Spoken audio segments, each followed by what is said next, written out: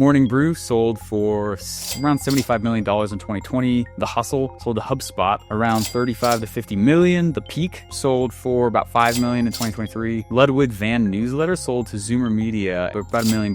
And then Milk Road sold for $6.6 million a couple years ago as well. Who would have thought that text and paragraphs would be worth so much money for acquisitions?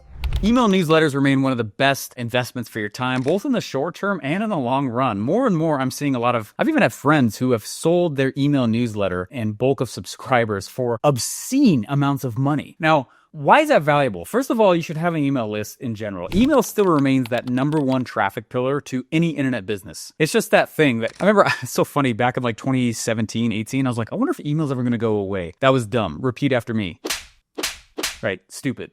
Okay, email remains like that pillar platform that gets internet subscribers and allows you to remarket to people. Now, the reason this matters so much is because there's a big difference between traffic that is on your list that you own and traffic that I have to go purchase from other people. For example, if I go out and I'm trying to get leads for my business, I might have to pay Zuckersucker some money, drop an ad in front of people and interrupt someone while they're on Facebook and then get people over here to my list. I gotta pay someone else to get my business in front of other people. But once somebody's on my email list, that's traffic that I technically own. I don't really have to pay anything to drop my marketing in front of them again. And so there's a common phrase, which is absolutely true in our space and internet business owners in general, which is that the list is the number one asset for the internet. It's not actually your product. Funny enough, it is the list, because as soon as you control the list, as soon as you control eyeballs, any new product I come up with in the future, I have this list of people. I think of it like a bucket. It's like a bucket of people that I can go around and continue to talk to and gain relationship with, deliver value for, and then eventually pitch into other things. Now, if I compare it, YouTube or other places, is a little bit of hope involved, a little more hope marketing, and hope's a terrible marketing strategy, is involved in those other traffic sources. So I don't actually know if I'm going to be able to get my business in front of those people.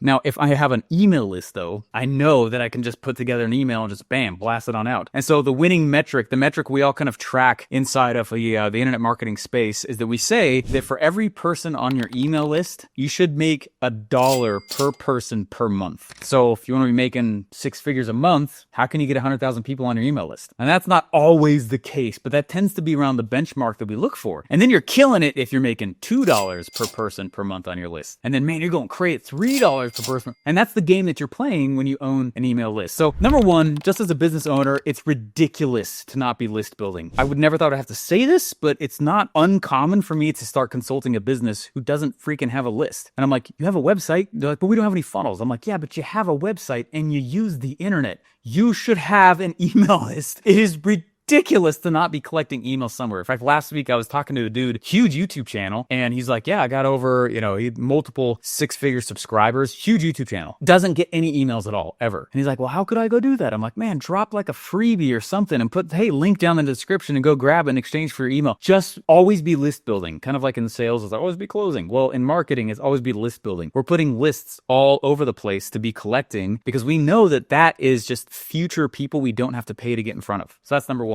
Number two, why are these email lists and subscribers and newsletters becoming so valuable? It's not a new trend, but it's a louder one, I will say. In the last couple of years, more and more of these email newsletters are being sold $5, $10, even $30 per subscriber. So if you go out and you find somebody who's, got a 300,000 or person email list times $30, it's like, wow, okay, that's worth a lot. Why is this the case? Well, think about the scenario that's happening right now. People don't really watch traditional TV anymore. I mean, you can get it, but kind of have to look for it. And so all these big, massive companies, the huge ones with massive budgets and huge marketing budgets, they're trying to go get out and get in front of people and do awareness campaigns, which I'm totally against, but that's what they do. They don't know how to get distribution. Do you see people picking up the newspaper that much anymore? Do you see people really reading that many magazines anymore? No. It's so funny. I was literally watching a movie. We were in a hotel room with my daughters. We were on a trip and we turned on the TV and my daughter literally turned to me. This happened 2 weeks ago. She looked at me and she goes, how come we can't start the movie at the beginning? And I was like, oh, because this is on TV. She goes, yeah, so let's just start the movie from the beginning. Why are we just go backwards? I'll show you. And she kept trying to go backwards on there. I was like, holy crap. I can't believe it. Please, be kind, rewind. She has no concept at all. Traditional media is very much alive still. TV, newspapers, radio, but they're dying.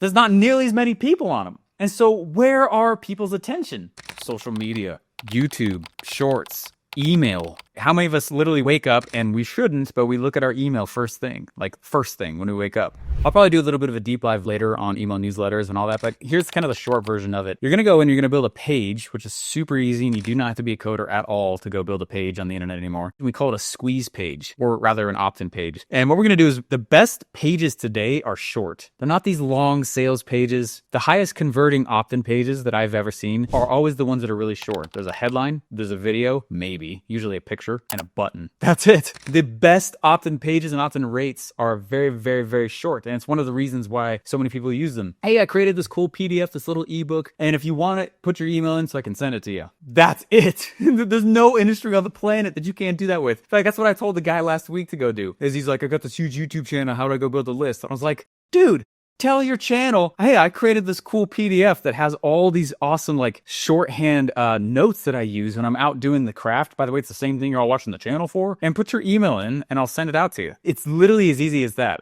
Headline, picture, button. And someone goes in and they put their email in, says, I want it. And then immediately your email autoresponder sends out whatever they asked for. And now they're on the list. And now literally the success or failure of your email list comes down to your ability to nurture and create a real relationship. So I found the best practices around email newsletters is that you're emailing them and creating value outbound, not marketing, not pitching, but literally putting awesome value, really, really cool things in their inbox 1 to 2 times per week. That's it. Can you send 1 to 2 emails per week? By doing that, you're creating a relationship and you're creating a cadence, and it's literally an expectation, just like any relationship, on here's what you can expect from me, and here is what I'm here for. And that's really it. Now, if I go build a product, or I'm going to go, let's say I've got an event coming up or anything, now I can go out and I can say, hey, what's up, email list? I just created this cool thing. If you want it, here's the link, and bam, blast it on out there. And one of the benefits of the email channel compared to social media is if I go out, it sucks, but it's the way it is. I've made awesome videos on this channel. If I take some of the videos on this channel,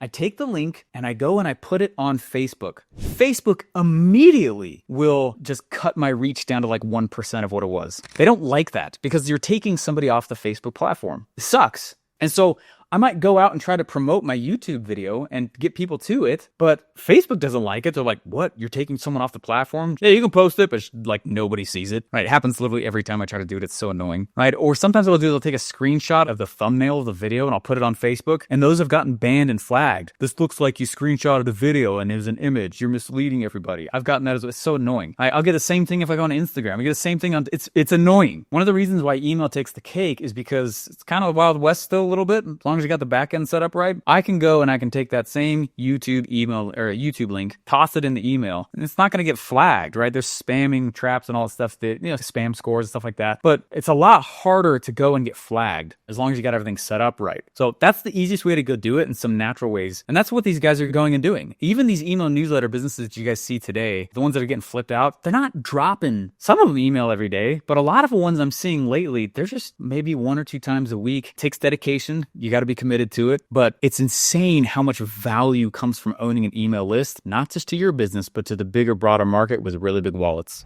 The reason why these big, massive companies are willing to come in and purchase an email list is because it's distribution. If there's a good relationship with that list, if there's a good open rate, if they've been demonstrating that that list is willing to actually make purchases, that's massively, massively valuable. And so about 3 or 4 years ago, I started noticing this trend and I was like, oh my gosh, I need to not just think about my email list anymore for just an asset for my business and customer acquisition. This one piece could be one of those breakout things that I actually kind of parse off and sell off in the future. And it was a little bit of an accidental asset. So any of you guys who have been building up an email list over time, it's not that hard to build an email list, and we can do other videos on that. In fact, let me know down below if you guys want me to. I'd love to do just like a email list building masterclass, if you will. I think it'd be fun to do on this channel, but let me know if you want that. We got a few different deep dives that we're going to go through soon here, but let me know if you guys want that one. But it's not hard to build an email list, and it's also kind of already a necessity for just being online. But there are actually also these little things that are kind of these bolt-on accidental assets you can go off in the future and actually sell off and make a lot, multiples on whatever. Now, I'll tell you what's funny about that. I have charged anywhere from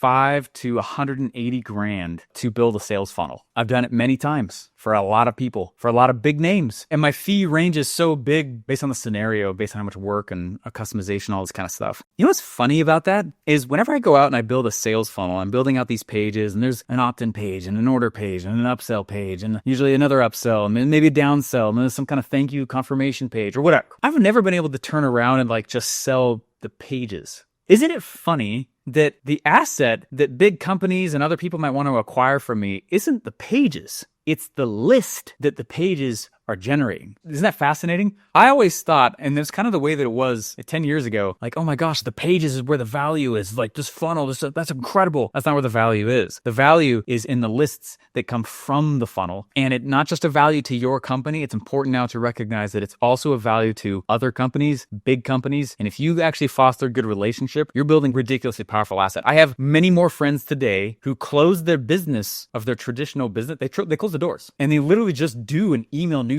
business. That is the business. All they do is they build a list, they talk to the list, they make relationships with the list. Sometimes they'll pitch things to the list every once in a while, and they're literally designing an email newsletter business for the explicit purpose of flipping it and selling it for many multiples to a bigger company. That is the business now. And that is not a new business type, but it's much more of a trend today than it was even 10 years ago. I had a hard time even finding anyone that was doing that. But now distribution's a lot harder for these big companies to get their stuff in front of where are they actually wanting to go out and actually make acquisitions so they can market to. It's with these lists. So how funny is it that you and I, who are in this, we do social media and email newsletter, and we've been doing so many of these skills for what tends to be smaller business types, suddenly these big businesses are like, I think these guys are onto something.